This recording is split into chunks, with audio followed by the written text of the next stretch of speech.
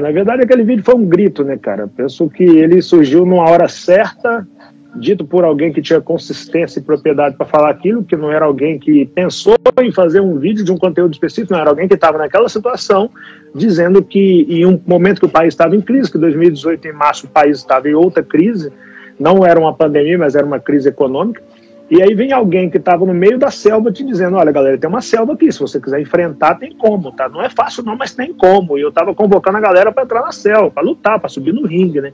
Dizendo para a galera que tinha como. Então eu penso que aquele vídeo foi outro capricho de Deus, que Deus costuma me permitir uns caprichos, né, cara? Eu acho que eu costumo dizer que eu tenho um WhatsApp de Deus, né, cara? Eu sou próximo ao cara lá de cima. E aí eu penso que aquele vídeo foi uma outra oportunidade que ele me deu de falar com as pessoas, olha, levanta e anda, meu parceiro. Fácil não é, porque vender água, se não vender água não é para você, então o problema não está no Brasil, está dentro de você. Uma revista digital hoje, o que é que pega? Uma revista de papel não pega. Pô, se eu ousar fazer uma revista de papel não é para você, então o problema não está na imprensa do papel, na extinção do papel, está dentro de você, cara. Eu vou tentar fazer. E eu sempre fui esse cara, e eu penso que as minhas falas se misturam muito com o que vem acontecendo com os empreendedores desse país, porque é de lá que eu venho, né? Eu sou, igual você falou no início, eu não escolhi empreender, cara. Eu meio que fui jogado na tora ali, eu fui sendo expulso de várias coisas na minha vida, e o que restou para mim foi eu trabalhar por conta, né? Eu costumo dizer que na favela nasce o empreendedor raiz mesmo, o cara que não teve escolha, porque tem uma galera que tem uma cartilha de possibilidades, dentro dessa possibilidade o cara tem a opção de empreender, na favela não. Nos bairros de periferia, nas cidades pequenas, quando você não tem recurso, quando você não tem currículo, quando você não tem experiência, você fala, cara, eu vou vender verdura na rua, eu vou vender bolo de pote, eu vou vender sacolé, eu vou vender chup-chup, eu vou fazer isso, eu vou vender água na praia. Ninguém escolhe vender água na praia aos 40 anos de idade, isso não é escolha. Ninguém escolhe ir para a porta por um bloco de carnaval vender pedaço de papel higiênico na porta de um banheiro químico. Ninguém faz essa escolha. Isso, em sã consciência, ninguém escolhe isso. Só que, quando a vida nos jogou naquela situação, nós não nos acovardamos e fomos, né, cara? Ou seja, pega o mecanismo que você tem, no lugar que você está e faça a engrenagem girar, cara. Eu falo isso muito, né? Foi o que eu te falei na primeira entrevista. Eu não tive a oportunidade de estudar muito na sala de aula, mas, por outro lado, eu fui para a faculdade da vida que me exigiu currículo e um aprendizado muito foda, porque ali reprovou, professor não passa, não tem essa de dar meio ponto, dar um ponto, não tem recuperação, ou você é aprovado, você é reprovado, cara. E eu costumo dizer que eu fui um ótimo aluno na faculdade da vida. Se por um lado eu abandonei a escola formal muito cedo, por outro eu entrei na faculdade da vida muito cedo, entendeu? E hoje o que eu penso que falta na galera, Elaine, é essa junção da escola formal com a faculdade da vida. Se você pode abrir uma porta, ou no mínimo tentar abrir uma porta, você deve fazer isso, porque o universo acaba te devolvendo isso de uma forma tão bonita e natural que você nem percebe que você abriu uma porta para alguém. Há tantas outras portas que o universo te devolve. Isso é capítulo do meu livro, né? O Doar, Desbloqueio e Receber, no meu segundo livro. E aí, como eu tinha as pontes com o Flávio, eu falei, cara, Flávio, é o seguinte, olha, a Revista Empreenda é isso. O Powerhouse é o maior evento de empreendedorismo da América Latina, então tem tudo a ver uma coisa com outra. Faz a capa, cara. E aí a Elaine vai pro Powerhouse, etc. Ela falou, tá, vamos fazer, precisa de 5 mil exemplares. Aí eu te liguei e falei, Elaine, ó, consegui colocar o Flávio na capa da sua revista. E você tem que ter 5 mil exemplares para todos os participantes do Powerhouse. Pronto, você pulo de alegria e pulo de desespero na mesma proporção. E aí eu tinha voltado do Japão naquela época, inclusive. Eu falei com o Tinei, cara, você precisa trazer empreenda para o Japão. E aí o Tinei estava no Powerhouse e uma coisa uniu a outra coisa, você foi parar no Japão. E eu tinha te falado bem antes disso, olha, essa revista sua ainda vai rodar o mundo. Então, e quando eu te falei isso, eu não tinha rodado o mundo. Hoje eu sou um cara muito grato que fui em todos os continentes do mundo, né, cara? Pensa, olha para você ver, eu estou falando que eu vim de água até 40 anos de idade e depois fui em todos os continentes do mundo. E aí eu falei com essa garotinha que está em cima, na telinha de cima, que a revista dela ia rodar o mundo. E essa pessoa tem 300 assinantes lá na Ásia, cara. Então isso é muito forte, cara. Se ela não tivesse tentado, cara. E se eu tivesse a possibilidade de conversar com o Flávio sobre a possibilidade de ser uma capa e não tivesse conversado? Então é aquilo que eu falo, Elaine. Quando nós estamos no anonimato, ou lá embaixo na correria do dia a dia, nós estamos sempre olhando para os destaques, para as pessoas que estão em destaque, louco que alguém enxergue a gente e nos dê uma oportunidade. Aí um dia isso aconteceu comigo, cara. Alguém, que inclusive foi o Flávio, me deu a oportunidade. Aí eu fui galgando e também fui lá para cima. A pergunta que fica é, agora o Rick tá lá em cima e tem uma galera lá embaixo que continua olhando para cima precisando de uma oportunidade. E aí eu vejo lá embaixo um Elaine e eu não vou puxar? Se eu não puxar a Elaine, se eu não puxar outros tantos, cara, então eu não sou digno de estar em cima. Porque quando você está em cima, você só tem duas possibilidades. Pisar em quem está embaixo ou ajudar quem está embaixo. E eu vejo uma galera que pisa, cara, e eu prefiro ir para o outro lado, ajudar. E nem sempre a gente consegue fazer com a maestria que nós queremos fazer. Mas quando dá certo, cara, esse salto de alegria que dá para ver nos seus olhos, assim, a felicidade de um dia ter começado no ABC, uma revista, e hoje está em continentes do mundo, um sonho que era seu e que a galera pensou que era um surto, né, cara? E com relação a essa questão do viver é desenhar sem borracha, né? Isso está nesse capítulo A Faculdade da Vida. E eu falo disso, dos erros, eu falo lá no primeiro livro, né? Porque você consegue linkar uma coisa com outra. Que tem no primeiro livro eu falo, olha, identifique os erros, aceite que os erros são seus, se der, corrija, se não der, aceite e não cometa novamente. E no segundo eu falo, viver é desenhar sem borracha. E por que desenhar sem borracha? Cara, não tem como apagar. O ontem aconteceu ontem. O hoje, nós estamos agora 20 horas e 21 minutos. O que você fez até 2020 acabou, cara. Não tem como apagar mais não. Aceita, aprende com o que foi feito. Se foi bom, ótimo, replica. Se não foi bom, observe, identifique o erro, não cometa novamente. Se quer que foi bom e quer que seja melhor, faça melhor amanhã. Mas o que você fez agora para trás não tem como apagar, não tem como apagar. E empreender, ou trabalhar na CLT, no concurso público, ou estar desempregado, ou estar aqui nessa live, ou viver, é tudo de caneta, cara. É desenhar sem borracha. E quanto mais forte você desenhar, mais clareza você vai ter para olhar pelo que você fez e avaliar, cara, foi correto? Foi bom? Não foi bom? Errei? Acertei? E aí amanhã você tem possibilidade de fazer novamente. Amanhã não, hoje são 2021, 2022, você já tem possibilidade de começar a corrigir. Agora, fez, cara, não tem como. Então, viver é desenhar sem borracha. Esse capítulo aí, é um capítulo que eu gosto muito, que eu falo os cursos obrigatórios, né, que muita gente tem que fazer, como, por exemplo, o curso de ser grato, duração a vida toda. A galera vai adorar esse livro. Porque muitas das vezes a galera deixa de ver o que tem para hoje e fica no sonho. Ah, eu quero, se eu tivesse, um dia eu tiver condição, quando eu puder. Isso não vale, cara. É o hoje. A realidade que você pode interferir é o agora. E baseado no que você fizer agora, o agora vai impactar no amanhã. Então você precisa entender esse fator. Eu preciso aceitar o que eu tenho para hoje. Eu preciso usar essas ferramentas no hoje. E eu posso amanhã falar assim, hoje eu vou fazer com isso, mas amanhã eu quero ter algo melhor. Por exemplo, hoje eu tenho arroz e feijão, então eu vou ser grato por ter arroz e feijão hoje e vou comer arroz e feijão hoje, mas amanhã eu quero comer carne. Isso quer dizer que eu aceitei o que eu tenho para hoje, que se eu quero mais amanhã, eu tenho que lutar mais no amanhã. Esse livro, quando a gente fala A Favela Venceu, muita gente deve achar que eu estou falando, quem não leu o livro, é claro, deve pensar, ele está falando da vitória dele ou está falando de uma vitória da favela que eu não entendo. E a galera precisa ler esse livro para pegar essas visões, né? Porque se o cara entende o que tem para hoje, ele resolve muita coisa na vida dele, porque ele começa a usar o mecanismo que ele tem na mão dele e fazer a engrenagem girar. É o que eu fiz no vídeo da água, cara. Eu tinha água. Não adiantava eu fazer um vídeo falando de vender Ferrari, eu tinha água, cara. Então, assim, o que eu tenho para hoje é água. Se me falaram que não tem como neguinho falar de crise, o que eu tenho que falar é água, o que eu vendo é água, então o que dá certo eu falar que é verdade é isso. Então eu fiz, deu certo, e aí depois eu fui subir os outros degraus, né? Isso é o máximo. Entenda o que tem para hoje, que você consegue fazer muita coisa. A galera está perguntando onde tem o link aí, na bio do meu Instagram tem o link aí do livro. Exatamente, eu vejo que, infelizmente, nós temos muita gente na internet tentando reinventar a roda, cara, e eu penso que não é por aí. Pega o que você fez, que deu certo, e conta para as pessoas, que outras pessoas podem fazer aquilo dar certo também. E se a sua vida deu tudo errado, não deixe de contar não, porque você pode contribuir com pessoas não cometerem aqueles erros, cara. Então você pode contribuir de qualquer forma. De repente você fala, minha vida é uma merda, deu tudo errado na minha vida, eu não sirvo como referência para ninguém. Você está totalmente equivocado, cara.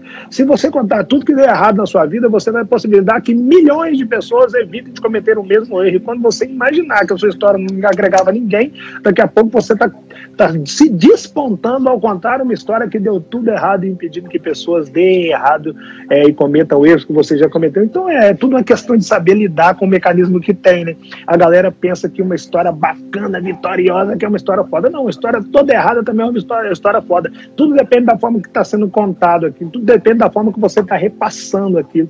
E a galera deixa de perceber essas coisas e perdem dádivas da sua própria vida, jogando por terra ou pisoteando naquilo que fez. E aí não adianta mais, aquilo que nós falamos lá atrás, é desenhar sem borracha. Se aconteceu, cara, tem a obrigação de contar. Igual eu falo no meu livro, eu tive 4 relacionamentos, eu tenho a obrigação de falar dos 4 relacionamentos. Se não deram certo, não deram certo, mas são parte da minha caminhada. Eu preciso falar sobre isso para que as pessoas saibam que as coisas vão dar errado sim, até que você acerte. E eu falo de muito erro, porque não existe história bonitinha sem erros. Qualquer pessoa que te contar uma história de sucesso sem erro ou superação, te contou uma história que não é verdade, cara.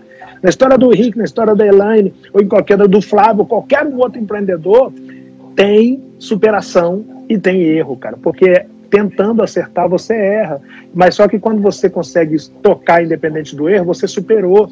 Então isso é crescer o tempo todo. Então história de sucesso, história de fracasso, bem contada, todas as duas contribuem. A galera precisa pegar essa visão. Eu penso que há um tempo, eu sempre fui esse cara, né? Eu não gosto de salto. Eu vejo que tem muita gente no Brasil que não tem motivo para estar de salto e insiste em estar de salto. Então, primeira coisa que nós precisamos fazer, eu jogando a responsabilidade pro peito de cada um. É assim que eu falo. Se eu não fizer a minha parte, não adianta as coisas melhorar no mundo. Então, eu acredito que a primeira coisa que a galera precisa fazer é descer do salto. Se você achar que está no meio do caminho, se achar que está um pouquinho melhor do que você realmente está, você nunca vai conseguir sair do lugar. Porque nós temos mania de inflar. Ah, não, você está passando por um problemão, te liga aí, como é que você está? Não, tá tudo bem aqui comigo, etc. Cara, fala que está com problema, aceita que está com problema. Se você não se colocar na condição de ser ajudado, as pessoas não vão te ajudar e nem você está se ajudando. Então desçam do salto, começa daí, tem que descer do salto, tem que pisar no chão, tem que voltar a sentir a terra, o solo firme. Depois disso, é necessário ter a humildade de descer degraus, porque é natural que antes dessa pandemia tinha algumas pessoas que conseguiram galgar alguns resultados, isso fez com que elas subissem degraus. Mas nesse momento nós vamos ter que ter a humildade, quem não criou reserva, quem não por algum motivo chegou nesse momento já debilitado e foi pego de surpresa por esse vírus, vai ter que ter a hombridade de descer degraus. E aí tem que descer, cara. A hombridade é a humildade. Muita gente não tem essa humildade. As pessoas acreditam que se você subir os 5 degraus, você não pode descer para o 4º. Né? Isso é muito complicado. Você, se necessário for, volte lá no primeiro, cara, sem problema algum, e comece a refazer novamente. Refazer novamente, que se você for um guerreiro, nós falamos isso muito na favela, né? Tem um samba que fala, reconhece a queda e não desanima, levanta, sacode a poeira e dá a volta por cima. E é isso, cara, reconhece a queda, caímos, o Brasil, o mundo deu ruim, não teve essa de superpotência, primeiro mundo, segundo mundo, país mais rico, país mais pobre, pessoa rica, pessoa pobre, preto, branco, não teve isso, caiu. Então desçam degraus. Esse é o primeiro fato, as duas primeiras coisas, tirar o salto e descer degraus. E depois ter certeza do que se reinventar salva, né? E aí, mais uma vez, eu costumo dizer que a minha história acaba servindo como referência. Porque eu não tive outra opção na minha vida a não ser me reinventar, né? Eu costumo dizer que eu sou filho da dificuldade, e a dificuldade me apresentou a superação me apresentou a venda, isso tudo aos 7 anos de idade. E quem não conhece a minha história, pode ter alguém aqui que não conhece, que as pessoas não são todos obrigadas a conhecer a minha história. Aos 7 anos de idade eu queria comer carne, eu perguntei à minha mãe o que eu tinha que fazer para comer carne todo dia. Ela falou que eu tinha que trabalhar e ter dinheiro, porque eu ia comer carne todo dia, e eu tinha que começar a trabalhar com 7 anos de idade. Cara, eu tinha que me reinventar aos 7 anos de idade para eu comer carne. E aí eu descobri que dava para eu comer carne, vendendo verdura, ou seja, o trabalhar por conta lá da minha infância virou empreendedorismo. A evolução do termo trabalhar por conta hoje é um empreendedorismo. E aí eu vi que se eu vendesse todo dia, eu trabalhava, eu comia carne, ou seja, e eu comecei vendendo verdura, depois a verdura não estava dando, eu fui me reinventei, fui vender sacolé, não estava dando, eu me reinventei, fui vender picolé, fui vender bijuteria, e aí me reinventando, cara. Então a galera hoje precisa ter a seguinte visão: tire o salto, desça um degrau se necessário for e se reinvente. Mas isso é para ontem, cara. Não dá para você achar, cara, eu sou formado em advocacia e não leve a mal não, mas eu não estudei 8, 10 anos para vender bolo de pote aos 35. Então fica aí passando dificuldade, fingindo que tá tudo bem, coleguinha. Porque não tá tudo bem. Não adianta hoje esse discurso, eu não fiz veterinária para abrir uma barbearia aos 32. Cara, você fez veterinária sonhando com veterinária, mas se não der, que problema tem você abrir uma barbearia aos 32? Quem disse que não é digno? Nós temos aí N barbeiros do Brasil afora fazendo um grande sucesso aí, abrindo barbearia, fazendo franquia de barbearia e dando super certo. Mas para isso você precisa ter a humildade de saber que se você for um barbeiro, você não perde o seu diploma de veterinário. Se você estivesse vendendo bolo de pote, você não perde o seu diploma de advogado. Você não perde, cara. Muito pelo contrário, você cresce.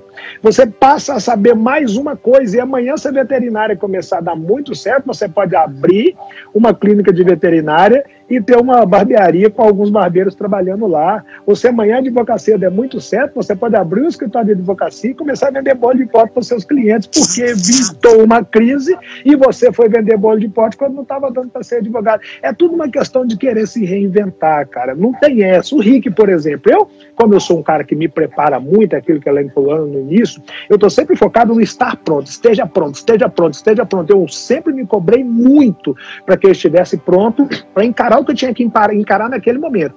Quando chegou essa pandemia agora, cara, eu estava tão preparado que deu pandemia no mundo todo. O Santander, por exemplo, precisou de alguém para falar de crise. Os caras nem pensaram, não, assinaram um novo contrato com o Rick Chester, eu estava pronto. E aí eu tenho mais de 150 palestras marcadas aí. Ela não conhece a minha agenda, não tem data para fazer palestra, graças a Deus. E aí as palestras começaram a passar para o online. Eu sou um cara que entrega uma energia muito forte no presencial. Conseguir fazer isso no online, você tem que estar pronto, cara, porque senão você não vai conseguir. E eu estava pronto, eu estou fazendo palestra online. Eu assinei outro contrato, sem ser do Santander, que eu não vou falar aqui o nome, porque eu ainda não tenho permissão para falar o nome, mas que daqui a pouco a galera fica sabendo, é uma construtora da área imobiliária, e eu estava pronto. Então é isso, esteja pronto, cara. Eu tive que me reinventar, fui para o online, eu já estava aqui habitando no online. Eu consigo entregar presencial, mas eu consigo entregar também no online, porque ninguém me contrata para ser 90%, 80%, as pessoas me contratam para ser 100%. Mas eu tenho que ter a humildade de me reinventar. Agora, se isso tudo der errado, tá aqui, eu vou pegar para você ver aqui, ó, tá aqui, ó. Aqui, ó. Aqui, se isso tudo der errado. Tô pronto, meu parceiro. Se der errado, a água tá aqui dentro da caixa. A caixa tá aqui. E se amanhã ou depois não tiver palestra, não tiver publicidade, eu tô pronto para pegar essa caixa aqui, depois dessa pandemia, pegar essa água aqui, sei onde vende água, sei onde vende gelo, Copacabana tá lá, eu volto lá e faço tudo de novo. Eu não tô falando de fazer tudo de novo, de fazer fortuna, riqueza, que isso foi consequência. Eu alcançar os números que eu tenho hoje, os bens que eu tenho hoje material, a condição que eu tenho hoje de ajudar pessoas, isso foi tudo consequência. O que eu estou falando de fazer novamente é levantar novamente, sacudir a poeira novamente, dar a volta por cima novamente, calçar a sandália da humildade, tirar o salto, descer os degraus, pisar na areia com a minha caixa e começar a gritar: olha a água, olha a água, olha a água, e comer do suor do meu rosto da mesma maneira. Porque esse aqui, se for apenas o mecanismo que eu tenho no lugar que eu estiver, não tenham a menor dúvida, eu vou para lá e vendo água. Então é isso, cara. Não tem muita coisa a dizer. O problema é que a galera, vou repetir, a galera fica tentando reinventar a roda e é difícil, cara. A roda já existe. Você tem que fazer o seu enganar e girar com a roda que existe, porque senão você vai ser um cara derrotado que mora ao lado de duas pessoas, de duas casas, ou em um prédio com andar de cima, andar de baixo, com pessoas que deram certo. Aparentemente essas pessoas têm muito menos recursos que você, e você vai ficar se perguntando como esse cara conseguiu, 40 anos, negro, não fez faculdade, como ele conseguiu?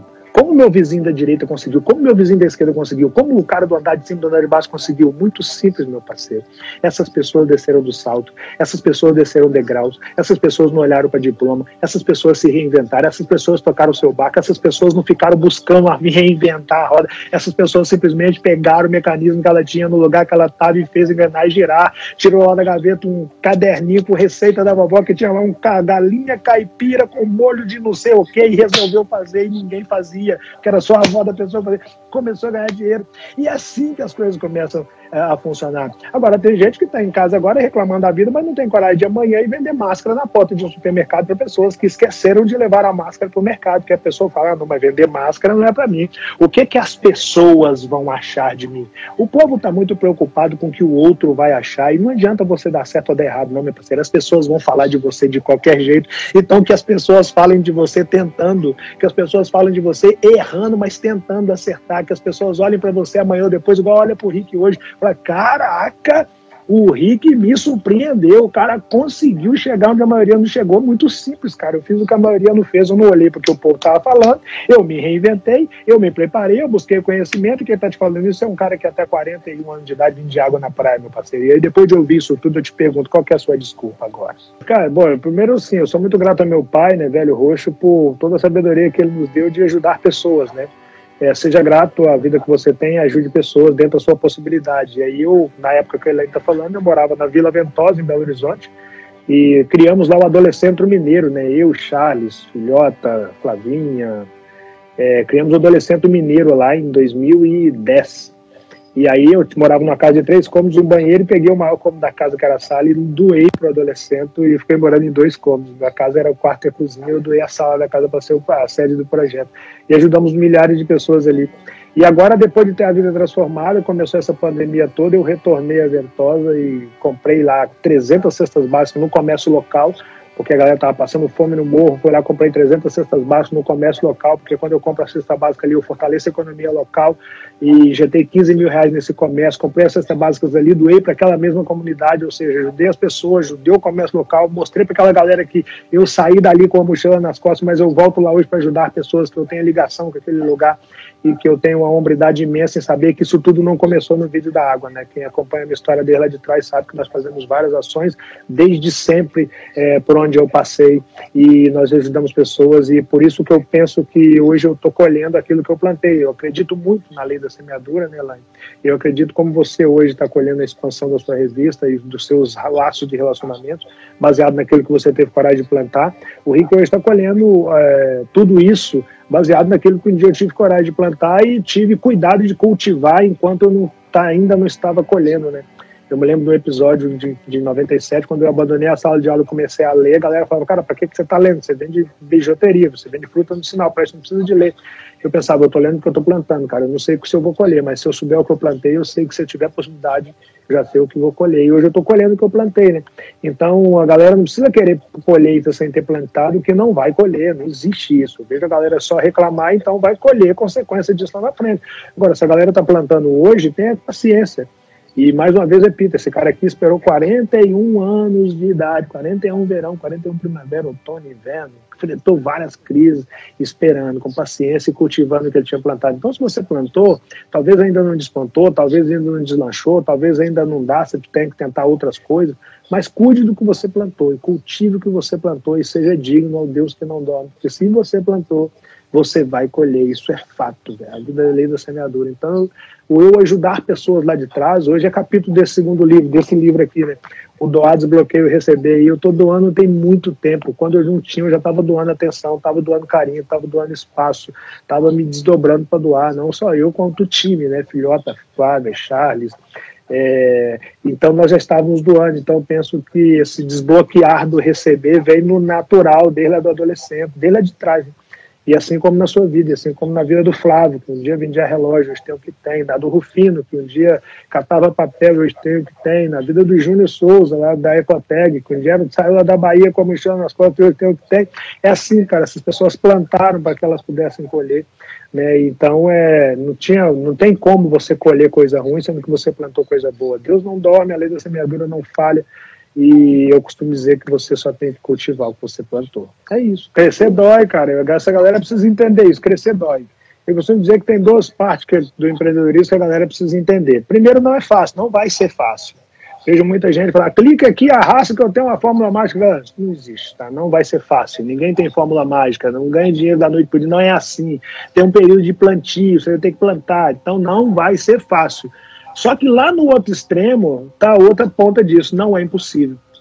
Então você vai ver onde você vai se apegar. Ó, não é fácil, então eu não vou tentar, ou não é impossível, então eu vou tentar até dar certo.